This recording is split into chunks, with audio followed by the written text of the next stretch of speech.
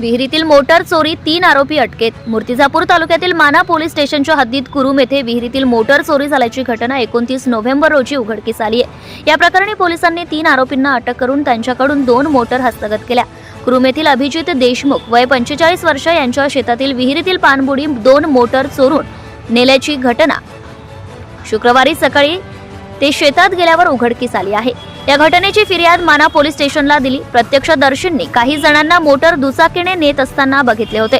त्यावरून पोलिसांनी या घटनेचा मागोवा घेतला. कुरुम परिसरात 2 वर्षांपूर्वी अनेक शेतकऱ्यांच्या 15 मोटार व स्प्रिंकलर नोझल चोरी झाल्याची घटना घडली होती. त्याचा अद्यापही शोध लागला नव्हता. ठाणेदार सूरज सुरोशे यांनी सहकारी उपनिरीक्षक गणेश महाजन, अंमलदार दीपक सोळंके, अविनाश बोरसे, उमेश हरमकर यांनी सापळा रचून आरोपी साकिब खान, मजीद खान, नौशाद खान, रफिक खान व एक अनोळखी आरोपीला अटक केली आहे. या प्रकरणी पोलीस स्टेशनला आरोपींविरुद्ध भारतीय न्याय संहिता कलम 303 नुसार गुन्हा दाखल करण्यात आलाय. पुढील तपास ठाणेदार सूरज सुरोशे यांच्या मार्गदर्शनात सहाय्यक पोलीस उपनिरीक्षक राजेंद्र वानखडे, अंमलदार आकाश काळे करीत आहे. सत्यशोधक न्यूज चॅनलसाठी उपसंपादक Chhaya Sanise, दाडंबी.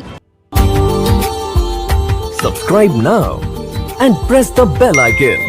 Never miss an update.